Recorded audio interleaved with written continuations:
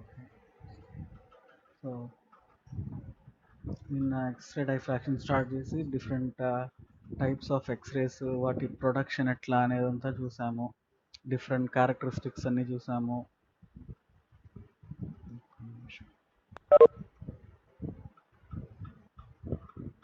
We have seen different types of X-rays. Then we have seen their characteristics. Different target metals ఏం use చేస్తారు ఇవన్నీ కూడా చూసాం. So let us start today the X-ray diffraction. So what is a diffraction basically? So a diffraction can be defined as a diffraction is the result of radiation being scattered by regular array of scattering centers whose spacing is about same as that of the radiation. So for example ఇక్కడ మీరు left side చూసారు, right side చూసారు అనుకోండి. So ఇక్కడ మనకు రెగ్యులర్గా repetitive units దగ్గర for example ఇది ఉంది, ఇట్లా రిపీట్ అవుతుంది కదా, ఇట్లాంటి వీటిని అన్నిటిని కూడా స్కాటరింగ్ పాయింట్స్ అంటాం. స్కాటరింగ్ పాయింట్స్ అబ్స్టకిల్స్ లాగా అనుకోండి. సో మిగిలిన వైట్ అంతా కూడా ఫ్రీ స్పేస్, అంటే ఎటువంటి అబ్స్టకిల్ లేదు. సో బ్లూ కలర్ అన్నీ కూడా అబ్స్టకల్స్, వైట్ కలర్ అంతా కూడా ఫ్రీ స్పేసింగ్స్ అనమాట. సో అట్లాంటి ఆబ్జెక్ట్ పైన కనుక మనం ఎక్స్రేస్ని పంపించామనుకోండి. సో ఎక్స్రేస్ ఏమవుతున్నాయి, they are being scattering from one place to the other.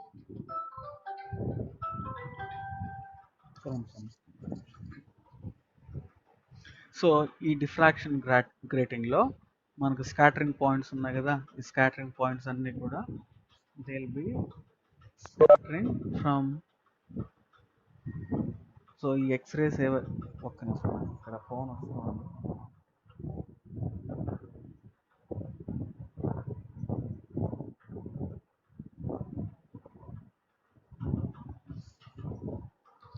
Okay, so whenever an X-ray is falling on an object with regular scattering points, so scattering points అంటే obstacles లాగా అనమాట.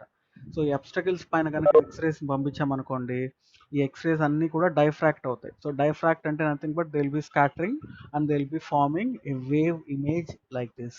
So ఈ wave lens అన్నీ కూడా ఈ space ఉంది కదా, distance D అని ఇక్కడ రిప్రజెంట్ చేస్తున్నాం.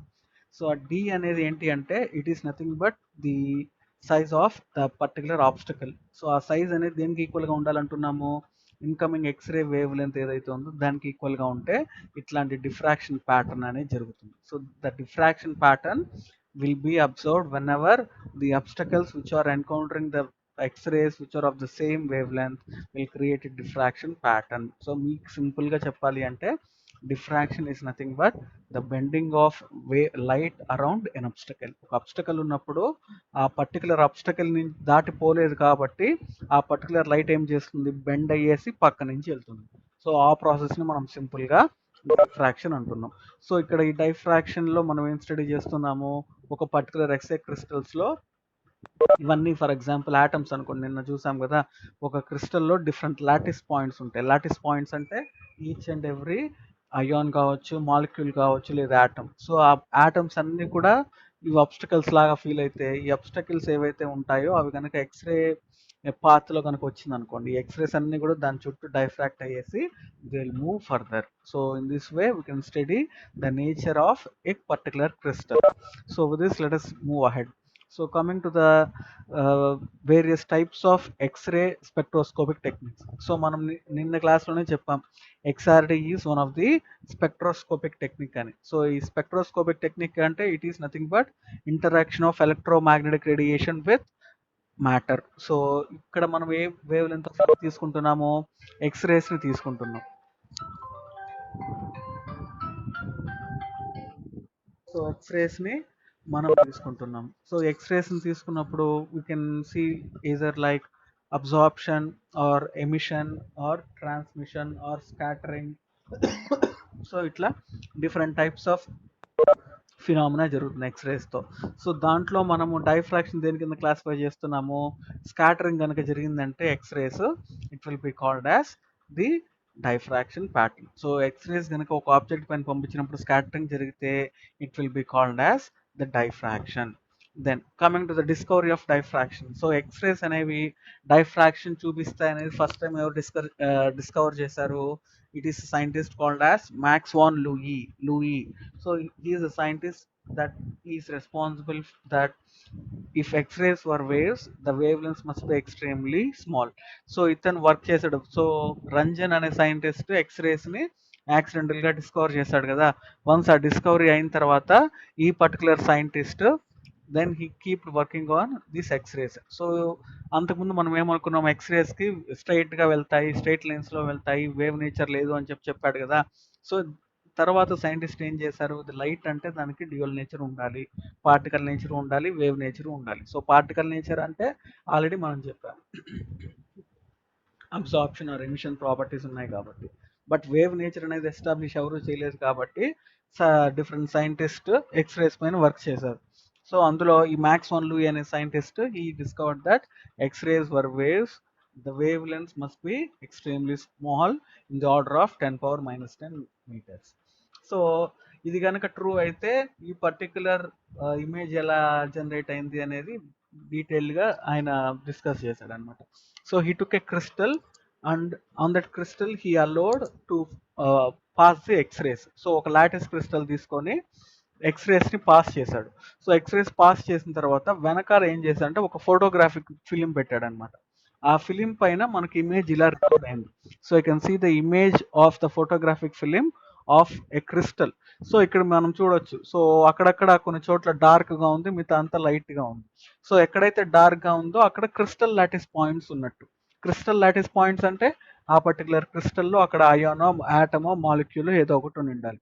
సో అవి అబ్స్ట్రకిల్ లాగా ఉంది కాబట్టి ఏమైంది, ఎక్స్రేస్ దాని నుంచి వెళ్ళలేదు అనమాట. బట్ వెరాస్ అదర్ పాయింట్స్ లో ఎక్స్రేస్ వెళ్ళేసి ఆ పర్టికులర్ ఫోటోగ్రాఫిక్ ఫిలిం ని ఎక్స్పోజ్ చేసేసింది. సో డైఫ్రాక్షన్ కనుక జరిగింటే మనకు ప్యాటర్న్ ఇలా రావాలి అని చెప్పనేసి ఈ పర్టికులర్ మ్యాక్స్ వన్ లూయి అనే సైంటిస్ట్ థియరైజ్ చేశాడు. సో వైడ్లీ ఇతను చేసిన ఎక్స్పెరిమెంట్స్ అన్ని కూడా స్ట్రాంగ్ బేసిస్ ఉంది కాబట్టి ఇతని థియరీని అందరూ కూడా యాక్సెప్ట్ చేశారనమాట. So his results were published in the year 1912 regarding the X-ray diffraction pattern. So after this Louis theory, another scientist called as Lawrence Bragg.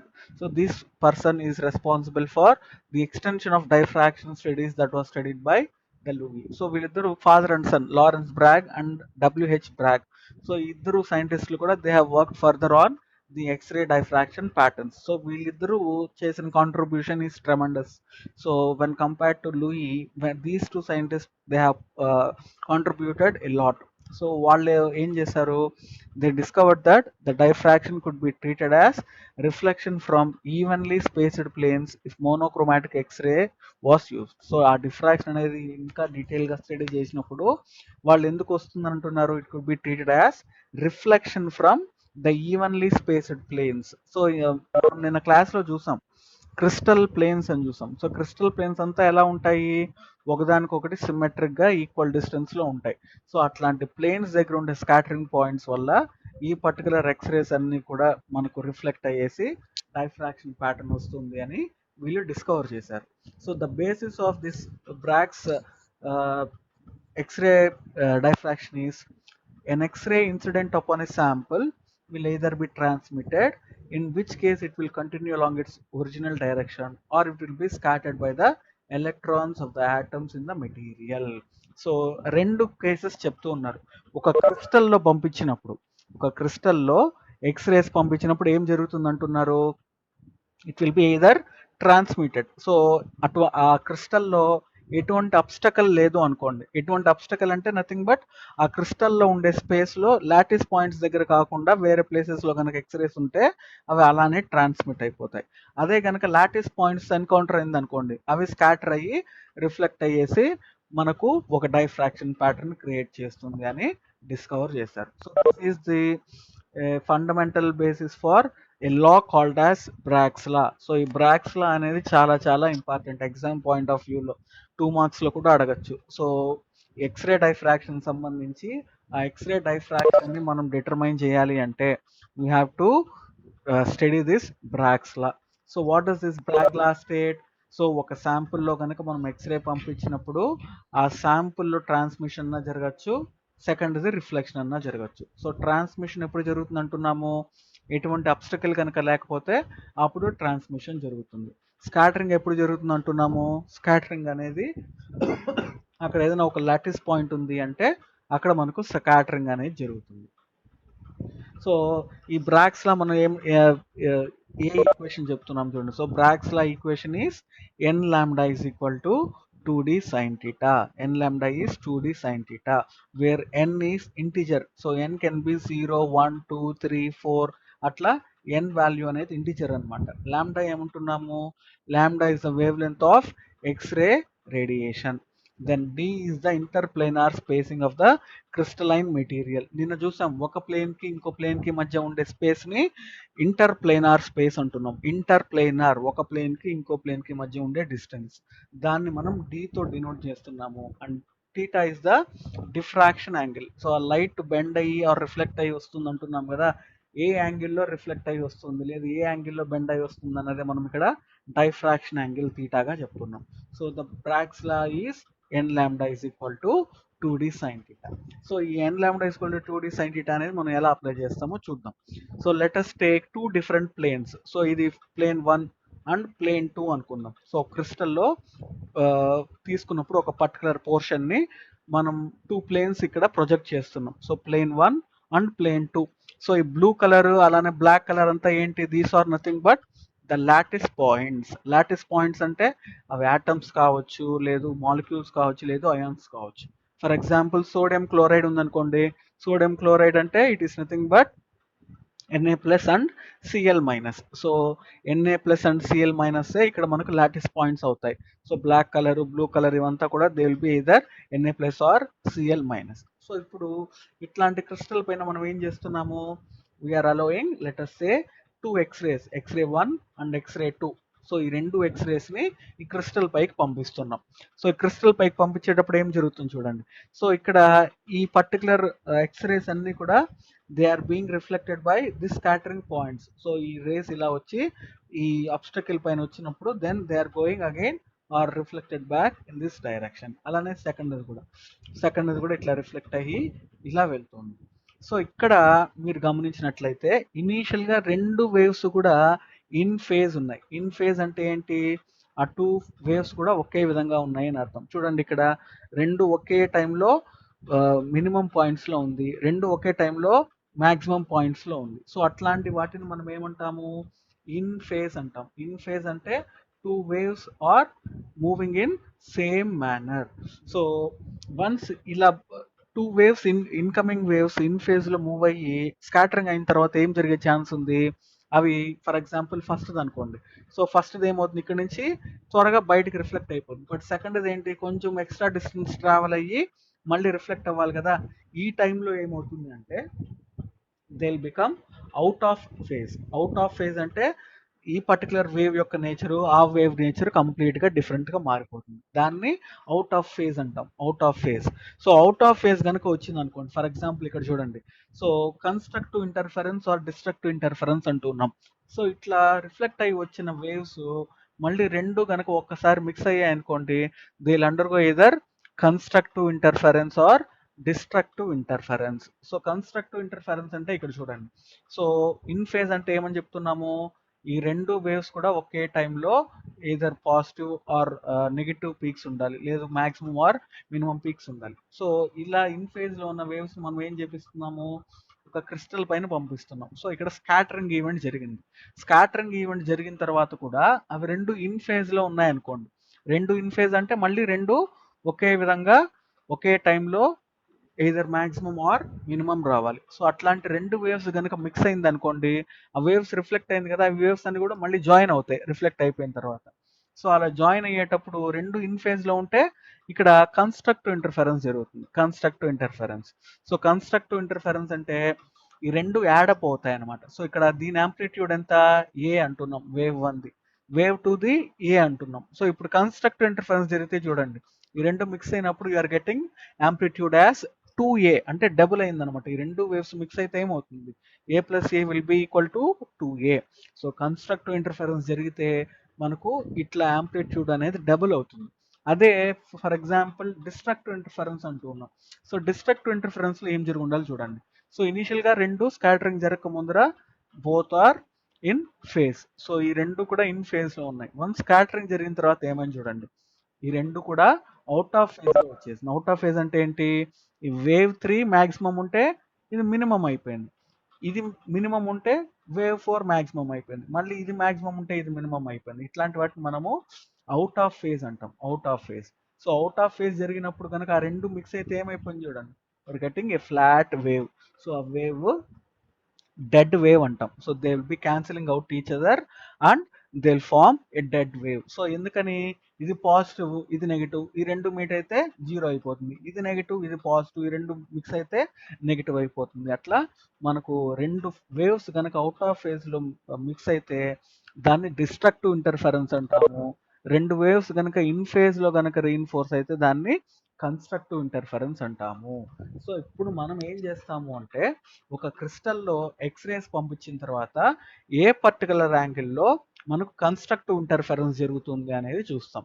So ఆ పర్టికులర్ యాంగిల్లో కన్స్ట్రక్టివ్ ఇంటర్ఫరెన్స్ జరగాలంటే ఏమర్థము, ఈ పర్టికులర్ వేవ్స్ ఏవైతే ఉన్నాయో అవన్నీ కూడా in phase లో వచ్చి ఉండాలి. So that is what we basically do in the Bragg's law. ఒక చిన్న యానిమేషన్ ఉంది, అది చూడండి.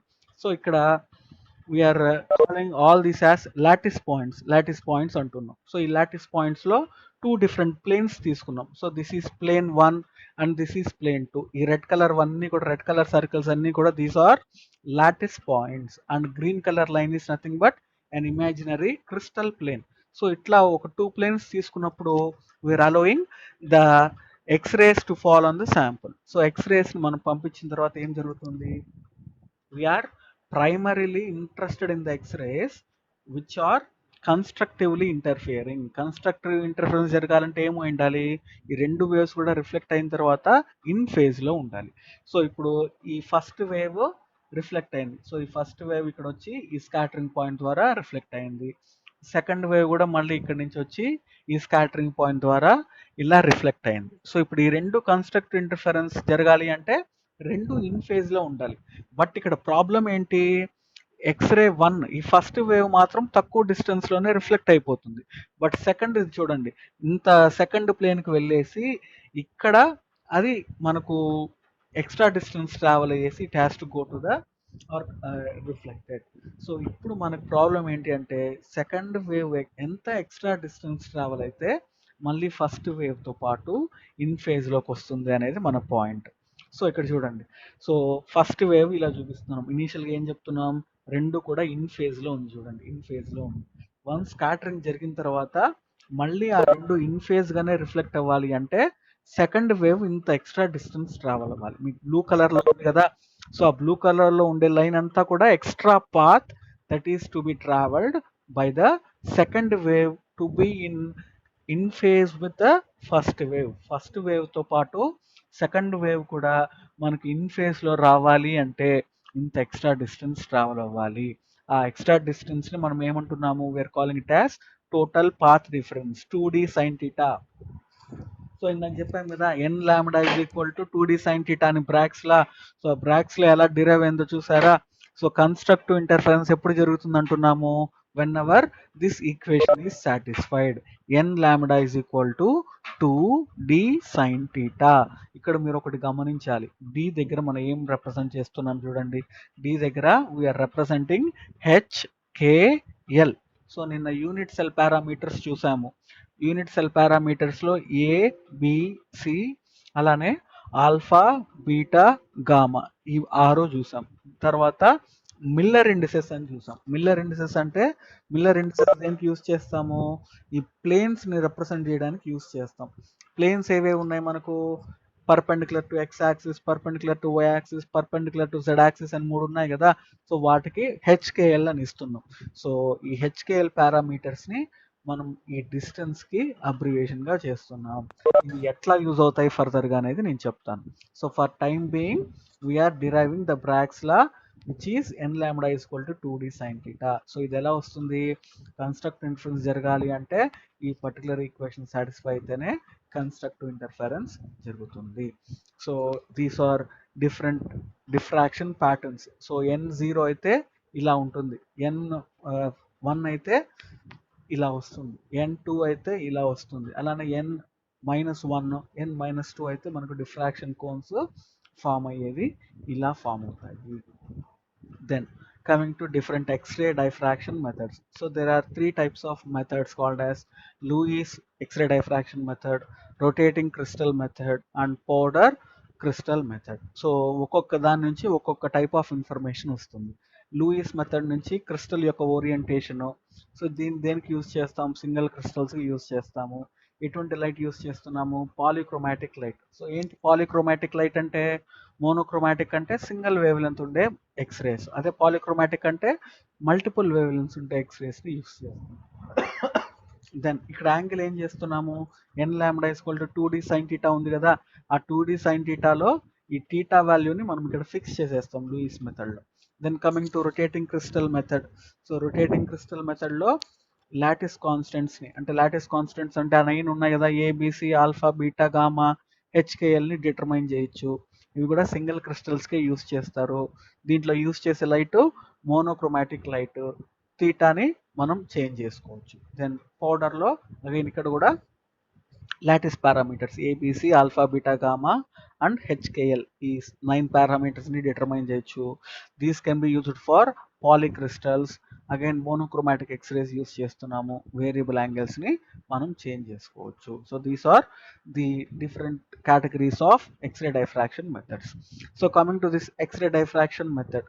సో లూయిస్ ఎక్స్రే డైఫ్రాక్షన్ మెథడ్లో చూడండి, సో ఇక్కడ మనకు ఒక పిన్ హోల్ ఉంది, ఈ పిన్ హోల్ నుంచి ఎక్స్రే బీమ్ని పంపిస్తాం. సో ఇక్కడ మనం శాంపుల్ని ప్లేస్ చేస్తాం, దేని క్రిస్టల్ స్ట్రక్చర్ అయితే స్టడీ చేయాలో దాన్ని మనం ఇక్కడ ప్లేస్ చేస్తాం. సో ఈ క్రిస్టల్ వెనకాల ఏముంది చూడండి, film for transmission pattern. X-ray పంపించిన తర్వాత ఈ క్రిస్టల్స్లో ఆ స్కాటరింగ్ పాయింట్స్ ఏవైతే ఉన్నాయో అక్కడంతా కూడా ఎక్స్రే స్కాటర్ కావు, మిగతా స్కాటర్ అవుతాయి, మిగతా అంతా ట్రాన్స్మిట్ అయ్యి ఈ పర్టికులర్ ఫిలిం పైన మనకు డయాగ్రామ్ కనపడుతుంది. ఇందాక ఫస్ట్లో చూసాం కదా, లూయిస్లో ఒక చిన్న ముగ్గులాగా కనపడిన మనకి చిన్న చిన్న చుక్కలు చుక్కలుగా, సో డాట్స్గా, సో అట్లాంటి ప్యాటర్నే మనకి ఇక్కడ బ్యాక్ ఫిలిం పైన పడుతుంది అనమాట. సో ఇక్కడ లూయిస్ మెథడ్లో ఏంటి అంటే 2 డిఫరెంట్ సబ్ టైప్స్ ఉన్నాయి.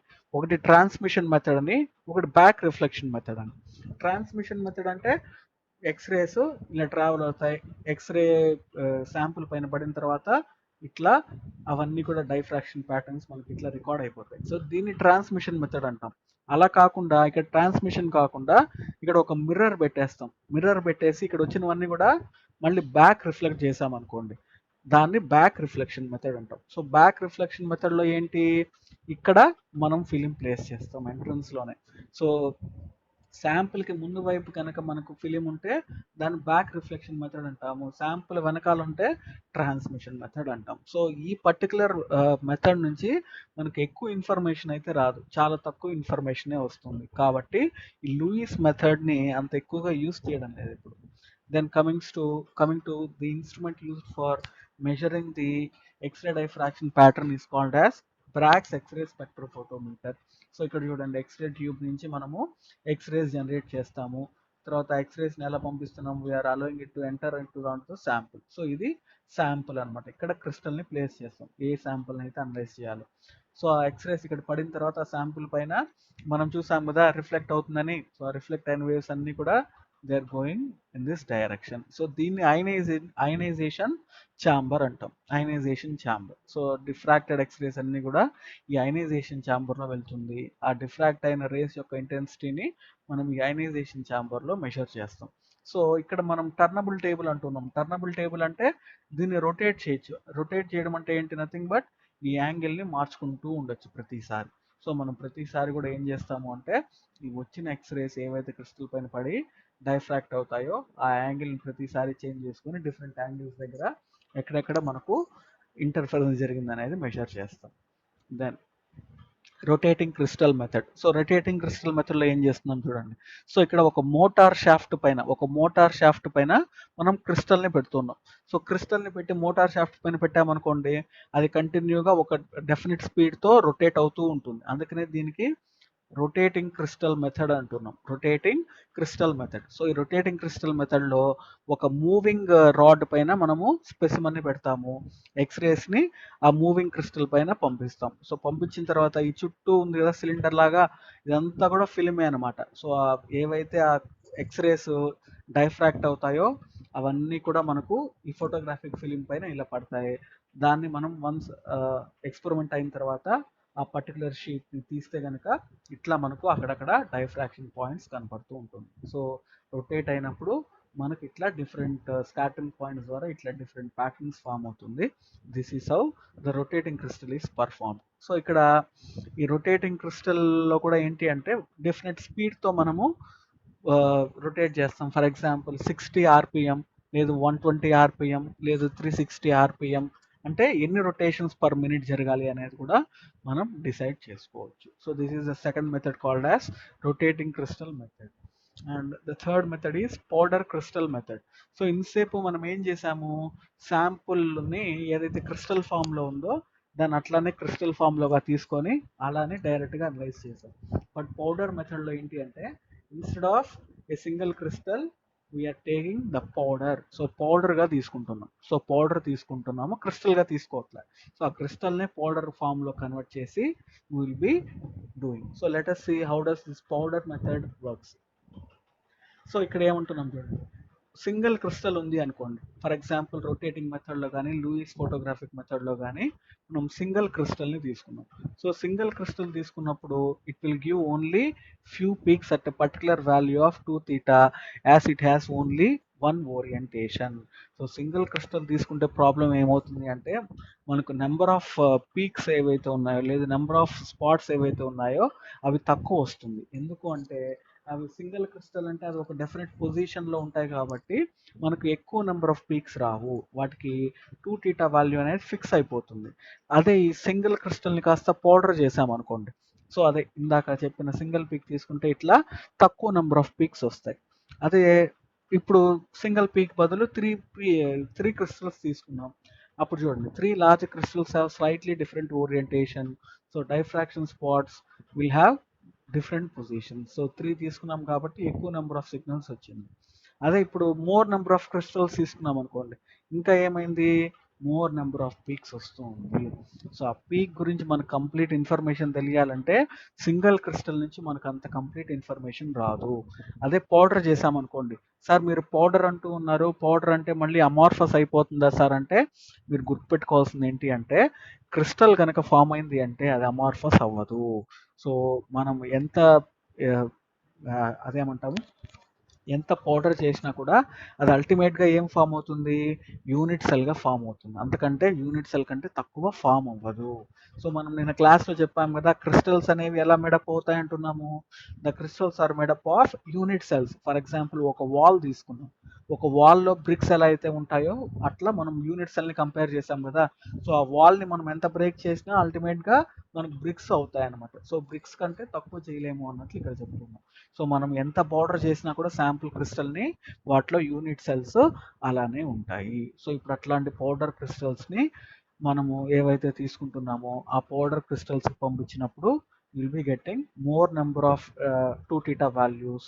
దాన్ని బట్టి మనకు వచ్చే సిగ్నల్ ఎక్కువగా ఉంటుంది కాబట్టి మనం మోర్ అమౌంట్ ఆఫ్ ఇన్ఫర్మేషన్ని గ్యాదర్ చేయొచ్చు. So this is another animation. So ఇందాక చెప్పినట్లే, సో సింగిల్ క్రిస్టల్ అయితే మనకు తక్కువ నెంబర్ ఆఫ్ పీక్స్ వస్తాయి, మోర్ నెంబర్ ఆఫ్ పీక్స్ అయితే will be getting more amount of signal. అదే పాలిక్రిస్టల్స్ అయితే ఇట్లా కోన్స్ లాగా ఫామ్ అవుతాయి. వీటినే మనము డైఫ్రాక్షన్ కోన్స్ అంటాం. Diffraction cones. సో ఇవి కోన్ లాగా ఉంది కదా, వాటిని డైఫ్రాక్షన్ కోన్స్ అంటాం. So this is how the powder diffraction is used. Then coming to another method called as Debye-Scherrer camera. So ఇక్కడ కంప్లీట్గా అర్థమైపోతుంది చూడండి. సో ఇక్కడ మనం ఏం చేస్తున్నాము, వీఆర్ టేకింగ్ పౌడర్ అనే రొటేటబుల్ ట్రే. సో ఇదంతా ఈ సర్కిల్ లాగా ఉంది కదా, ఇదంతా కూడా రొటేటబుల్ ట్రే అనమాట. సో దీనికి మోనోక్రోమాటిక్ ఎక్స్రేస్ నుంచి సోర్స్ ద్వారా మనం లైట్ని దీనిపైన పంపిస్తున్నాం. సో దీనిపైన మీకు యూనిట్ సెల్స్ కనపడుతున్నాయా, యూనిట్ సెల్స్ స్క్వేర్ షేప్లో ఉన్నాయి చూడండి, అవన్నిటిని కూడా మనం పౌడర్ చేసి దానిపైన పెట్టున్నాం. ఇక్కడ డిటెక్టార్ ఉంది. డిటెక్టార్ అంటే నథింగ్ బట్ అయనైజేషన్ ఛాంబర్ ఉంది కదా అది. సో ఇక్కడ నేను ఏం చేస్తున్నాను చూడండి, సో నేను ఇక్కడ యాంగిల్ మారుస్తూ ఉంటాను. అంటే యాంగిల్ మార్చడం ఎట్లా మారుస్తాను, ఆ టేబుల్ ఉంది కదా, ఈ టేబుల్ని టర్న్ చేస్తుంటే యాంగిల్ మారుతూ ఉంటుంది. సో యాంగిల్ మారినప్పుడు ఇక్కడ మీరు గమనించాల్సింది ఏంటి అంటే ఈ ఎక్స్రే పైన ఎటువంటి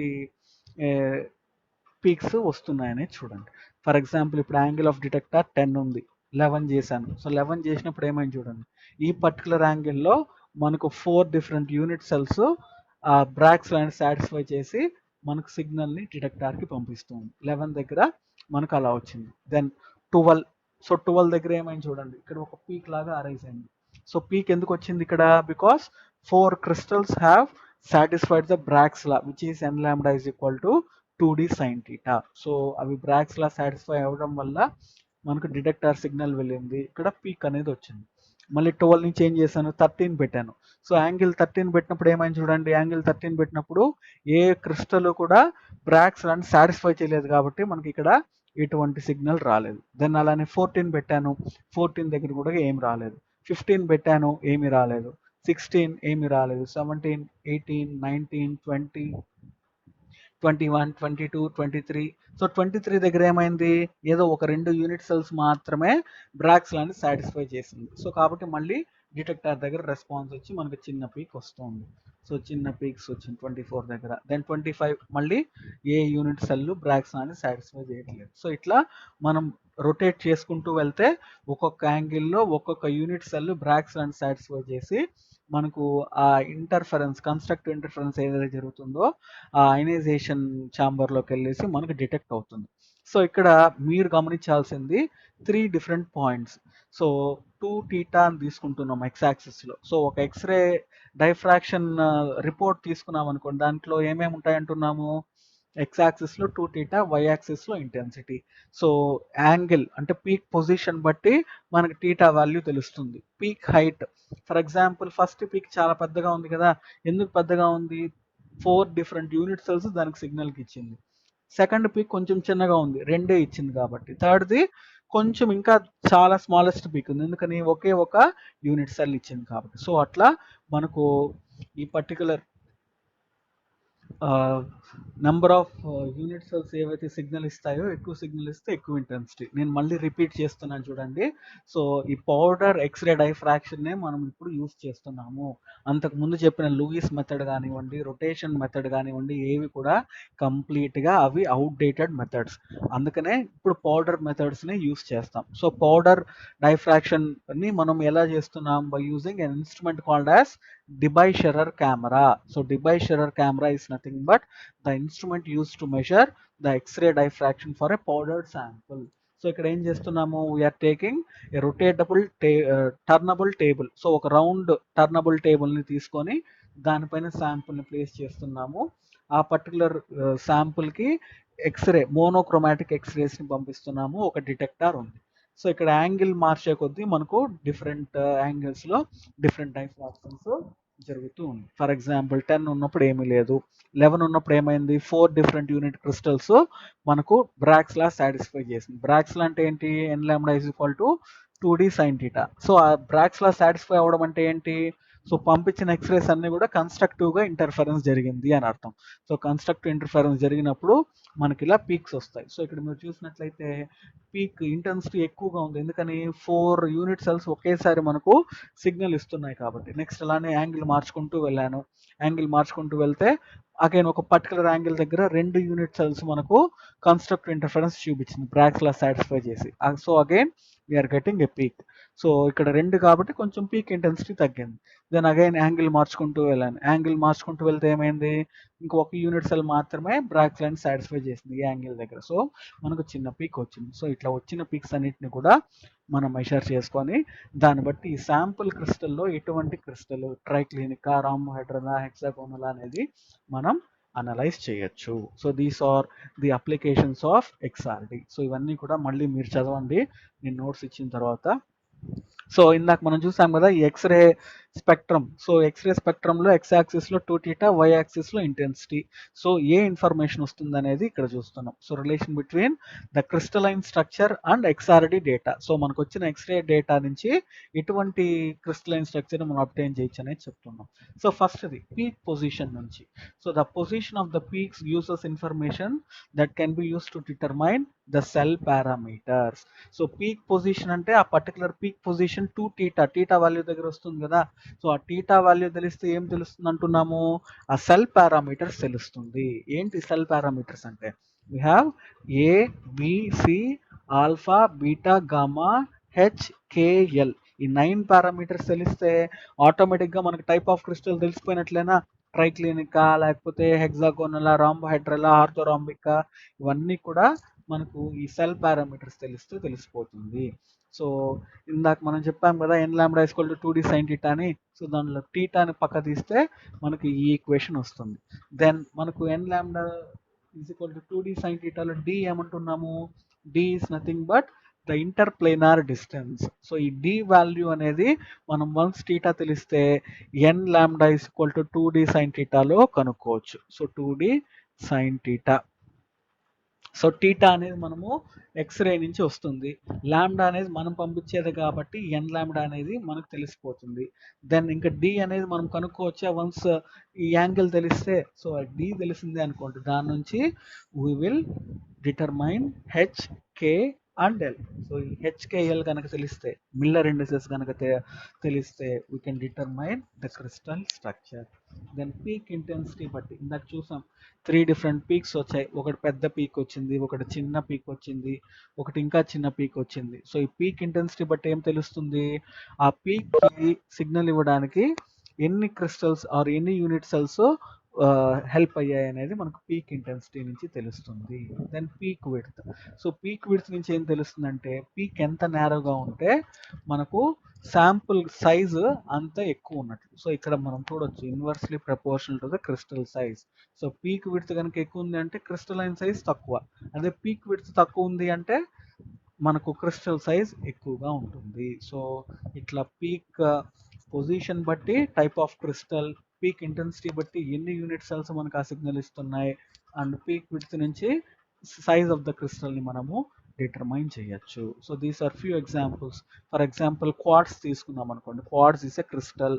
సో ఆ క్రిస్టల్, ఆ క్వార్ట్స్ క్రిస్టల్ ని కనుక మనం ఎక్స్రే డైఫ్రాక్షన్ చేస్తే ఇట్లా 2 తీటా వాల్యూస్ ఎక్స్ యాక్సిస్ లో, వై యాక్సిస్ లో ఇంటెన్సిటీ చూడండి, ఒక్కొక్క యాంగిల్ దగ్గర ఒక్కొక్క టైప్ ఆఫ్ సిగ్నల్స్ ఇచ్చింది. సో ఆ సిగ్నల్స్ అన్నిటిని కూడా మనం ఇక్కడ తీసుకొని ఆ డీ స్పేసింగ్ వాల్యూస్ కనుక్కుంటున్నాం. ఆ డీ స్పేసింగ్ వాల్యూస్ ద్వారా హెచ్కేఎల్ వాల్యూస్ కనుక్కుంటున్నాం. సో ఈ హెచ్కేఎల్ వాల్యూస్ అన్ని కూడా మనం కంపేర్ చేస్తే ultimately you can conclude that this quartz crystal is having a particular rhombohedral structure like this. So ఒక ఎక్స్రే దాని నుంచి ఫర్ ఎగ్జాంపుల్ అన్నోన్ శాంపుల్ ఇచ్చారు అనుకోండి, అది క్వాడ్స్ అయితే దానికి ఎక్స్రే ప్యాటర్న్ ఇలా ఉంటుంది. సో దాని d spacing values and hkl values ద్వారా మీరు అల్టిమేట్గా దాని క్రిస్టల్ స్ట్రక్చర్ని ఇలా ఉంటుంది అనేది డిటర్మైన్ చేయొచ్చు. So that is one of the major example of this XRD. Then అలానే ఇక్కడ amorphous crystals, micro crystalline crystals, semi crystalline, highly crystalline. So ఒకే సబ్స్టాన్స్ డిఫరెంట్ పాలిమర్ స్టేట్స్ లో ఉన్నప్పుడు చూసాం అనుకోండి. ఫర్ ఎగ్జాంపుల్ ఇక్కడ చూడండి, పాలికార్బోనేట్ అనేది అమార్ఫస్ అంటున్నాం. సో అందుకనే మనకు షార్ప్ పీక్స్ రాలేదు, షార్ప్ పీక్స్ రాకుండా కంప్లీట్ గా బ్లంట్ పీక్స్ వచ్చాయి. ఎక్కడ కూడా క్లియర్ 2 తీటా వాల్యూస్ లేదు. మైక్రో క్రిస్టలైన్ అంటే, సో మైక్రో క్రిస్టలైన్ అంటే మనకు ఇందాక చెప్పాం ఏమని, పీక్ ఎంత చిన్నగా ఉంది అంటే, సారీ క్రిస్టల్స్ ఎంత చిన్నగా ఉంది అంటే దానికి అంత పీక్ విడ్త్ ఉంటుంది అంటున్నాం. మైక్రో క్రిస్టలైన్ అంటే ఏంటి, స్మాల్ క్రిస్టల్ సైజ్ కదా, కాబట్టి పీక్ విడ్త్ ఏం అవ్వాలి, పీక్ విడ్త్ ఆటోమేటిక్గా ఇంక్రీజ్ అవ్వాలి. అందుకనే మనకు పీక్ విడ్త్ చాలా ఎక్కువగా ఉంది. అదే హైలీ క్రిస్టలైన్ అనుకోండి, అక్కడ ఏమని చూడండి పీక్ విడ్త్ తగ్గిపోతుంది. సో ఇట్లా ఆ పీక్ విడ్త్, ఆ పీక్ పొజిషన్స్, తర్వాత ఎక్స్ఆర్డి ప్యాటర్న్స్ బట్టి పాలిమర్ స్టేట్స్ ని మనం డిటర్మైన్ చేయొచ్చు. సో అగైన్ ఇక్కడ ఒక another example. So highly crystalline అయితే ఎలా ఉంటుంది, semi crystalline, micro crystalline, amorphous అయితే ఎక్స్ఆర్డి ప్యాటర్న్స్ ఎలా వస్తాయి. NaCl. సో మనం ఫస్ట్ నుంచి చెప్తున్నాం కదా, NaCl is one of the example for the ionic crystal. So NaCl లో ఇక్కడ డిఫరెంట్ లాటిస్ పాయింట్స్ ఉన్నాయి, Cl and Na, sodium and chloride. So ఈ రెడ్ కలర్ అంతా కూడా ఫ్లోరైడ్, గ్రీన్ కలర్ అంతా సోడియం అన్నమాట. సో మనం ప్లేన్స్ అని చెప్పాం కదా, these are different planes that are present in the sodium chloride, different families of planes. So వీటి మధ్య డిస్టెన్స్ ని మనము డి అంటున్నాం, ఒక్కొక్క దాని మధ్య డిస్టెన్స్ ని. సో ఇక్కడ ఈ క్రిస్టల్ పాయింట్స్ అన్ని కూడా ఏం చేస్తున్నాయి చూడండి, 2 తీటా వాల్యూస్ దగ్గర ఒక్కొక్క వాల్యూ దగ్గర ఒక్కొక్క టైప్ ఆఫ్ సిగ్నల్ వస్తుంది. సో ఇక్కడ ఏ సిగ్నల్ దేని వల్ల అని కూడా చూపిస్తున్నాం. సో ఇక్కడ ఈ ఈ టైప్ ఆఫ్ ప్లేన్స్ వల్ల మనకు ఈ సిగ్నల్ అరైజ్ అయింది. ఇట్లాంటి హారిజాంటల్ ప్లేన్స్ వల్ల ఈ సిగ్నల్ అరైజ్ అయింది. దెన్ ఆబ్లిక్ ప్లేన్స్ వల్ల ఈ సిగ్నల్. సో అట్లా మనం ఆ ప్లేన్స్ యొక్క డైఫ్రాక్షన్ ప్యాటర్న్స్ బట్టి డిఫరెంట్ తీటా వాల్యూస్ దగ్గర మనకు ఈ పీక్స్ వస్తాయి. ఆ పీక్స్ వచ్చిన దాన్ని బట్టి మనము ఆ డి వాల్యూస్ బట్టి ఈ క్రిస్టల్ యొక్క స్ట్రక్చర్ని డిటర్మైన్ చేసుకోవచ్చు. And these are also other examples.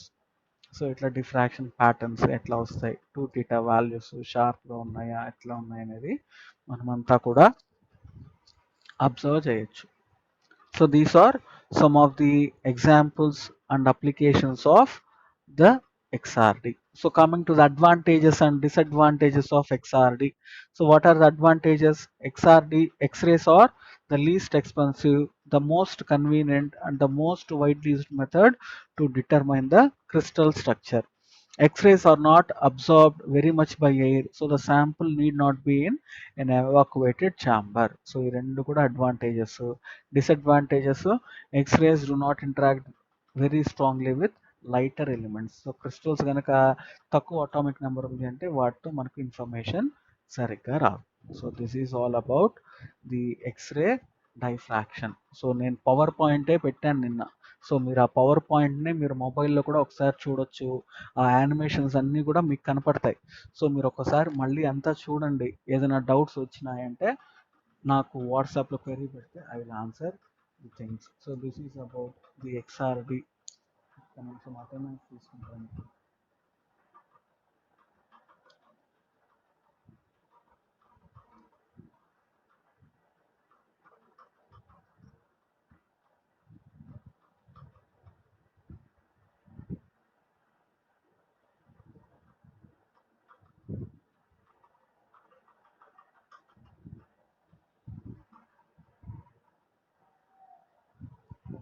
So అర్థమైందమ్మా ఎక్స్ఆర్డి.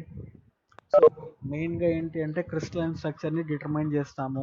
అది ఎట్లా డిటర్మైన్ చేస్తాము అంటే ఆ క్రిస్టల్ పైన ఎక్స్రేస్ పంపించినప్పుడు అవి ఎలా డిఫ్రాక్ట్ అవుతాయి, ఆ యాంగిల్స్ బట్టి బ్రాగ్స్ లాలో సబ్స్టిట్యూట్ చేస్తాము. ఆ బ్రాగ్స్ లాలో టీటా వాల్యూ సబ్స్టిట్యూట్ చేసినప్పుడు మనకు డి వాల్యూస్ వస్తాయి. డి వాల్యూస్ అంటే inter planar distances HKL. So ఆ హెచ్కేఎల్ వాల్యూస్ తెలిస్తే ఆటోమేటిక్గా సెల్ పారామీటర్స్ తెలుస్తాయి. సెల్ పారామీటర్స్ తెలిస్తే మీకు టైప్ ఆఫ్ క్రిస్టల్ తెలుస్తుంది. సో మనకు సిలబస్లో యాక్చువల్గా ఈ క్రిస్టలోగ్రఫీ అంతా లేదు. సో మీకు అవి తెలియకపోతే బేసిక్గా ఈరోజు క్లాసే అర్థమై ఉండదు. ఏబిసి అంటే ఏంటి, హెచ్కేఎల్ అంటే ఏంటి, అవంతా మీకు తెలిస్తే తప్పితే ఒక క్రిస్టల్ స్ట్రక్చర్ ఎలా ఐడెంటిఫై చేస్తాం అనేది తెలియదు. కాబట్టి నిన్న క్లాస్లో చెప్పాము. ఇవాళ క్లాస్లో ఎక్స్ఆర్డి సంబంధించి డిఫరెంట్ మెథడ్స్ చెప్పాం. Laue photographic method, rotating crystal method and powder diffraction method. So Laue crystal method కానివ్వండి, రొటేటింగ్ క్రిస్టల్ మెథడ్, ఈ రెండింటి నుంచి చాలా తక్కువ ఇన్ఫర్మేషన్ వస్తుంది. సో ఈ రెండు మెథడ్స్ కూడా ఇప్పుడు కంప్లీట్గా అసలు స్టాప్ చేసేసారు యూస్ చేయడంలో. ఇప్పుడు వైడ్గా యూస్ చేసే మెథడ్ ఏంటి మనకు, పౌడర్ డైఫ్రాక్షన్ మెథడ్. సో ఆ పౌడర్ డైఫ్రాక్షన్ మెథడ్ని మనం డిబాయ్ షెర్రర్ కెమెరా ద్వారా అనలైజ్ చేస్తాము. ఆ యానిమేషన్ కూడా మీకు పవర్ పాయింట్లో చూపించా. సో ఒక రొటేటింగ్ టేబుల్ పైన మనం ఏ శాంపుల్ని అయితే అనలైజ్ చేయాలో ఆ శాంపుల్ని ప్లేస్ చేస్తాము, ఎక్స్రేస్ని పంపిస్తాం. సో టేబుల్ని రొటేట్ చేస్తూ ఉంటాం. ఒక్కొక్క యాంగిల్ దగ్గర మనకి ఏమన్నా పీక్ రికార్డ్ అవుతుందా అని చూస్తూ ఉంటాం. సో అట్లా కంప్లీట్ డిఫరెంట్ యాంగిల్స్లో మనం రికార్డ్ చేసుకున్న తర్వాత ఆ ఎక్స్రేస్ డైఫ్రాక్షన్ ప్యాటర్న్ తీసుకొని ఏ టీటా వాల్యూస్ దగ్గర పీక్ వచ్చిందో ఆ టీటా వాల్యూస్ దగ్గర బ్రాగ్స్ లాలో సబ్స్టిట్యూట్ చేస్తాం. N lambda equal to 2d sin theta ఉంది కదా. సో ఆ టీటా మనకు గ్రాఫ్ నుంచి వస్తుంది. లాంబ్డా అనేది మనం మోనోక్రోమాటిక్ కాబట్టి మనం ఏది పంపిస్తున్నామో మనకు తెలుసు. So that will be substituted. From that you will be determining the d values. So once ఈ డి వాల్యూస్ తెలిసిన తర్వాత దాని నుంచి హెచ్కేఎల్ మిల్లర్ ఇండిసెస్ అని చెప్పాం కదా, ఆ మిల్లర్ ఇండిసెస్ అన్ని కూడా డిటర్మైన్ చేసుకొని దాని నుంచి a b c alpha beta gamma values కనుక తెలిస్తే మనకు మీకు ఇచ్చిన అన్నోన్ శాంపుల్ ఏది అనేది మీరు కంప్లీట్గా చెప్పేస్తారు. Coming to application point of view. So జనరల్గా మీరు ఏదన్నా రేపొద్దున ఫార్ములేషన్ చేస్తున్నారు, నానో పార్టికల్స్ అట్లాంటివి ఏదన్నా, సో దాంట్లో మీకు డ్రగ్ క్రిస్టలైన్గా ఉందా లేదా, అసలు డ్రగ్ ఉందా లేదా అనే దానికి మీరు ఎక్స్ఆర్డి ప్యాటర్న్స్ చూస్తారు. సో ఎక్స్ఆర్డి ప్యాటర్న్ చూసినప్పుడు ఆ క్రిస్టల్ స్ట్రక్చరు అదంతా కూడా మీకు బయటపడతాయి. అట్లానే డిఫరెంట్ కైండ్స్ ఆఫ్ ఫీల్డ్స్లో కూడా అప్లై చేస్తారు, not only in pharmaceutical field, పాలిమర్స్ని స్టడీ చేయడానికి, డిఫరెంట్ ఫేస్ ట్రాన్సిషన్ స్టడీ చేయడానికి, తర్వాత పాలిమార్ఫిజం స్టడీ చేయడానికి, ఇట్లా డిఫరెంట్ ఫీల్డ్స్లో మనం XRDని యూస్ చేస్తాం. So this is about the XRD. Okay మా అయితే మరి నెక్స్ట్ వీక్ నేను ఒకవేళ ఎక్స్టెండ్ అయితే కనుక మళ్ళీ ఆన్లైన్ క్లాసెస్ తీసుకుంటాము. ఇవాళ డౌట్స్ ఏదైనా ఉంది అంటే మాత్రం మీరు దాన్ని వాట్సాప్లో పోస్ట్ చేయండి, నేను చెప్తాను. ఓకే మా, ఎండింగ్ చేస్తున్నాను okay meeting. Sir, thank you. Okay bye. Okay, thank you.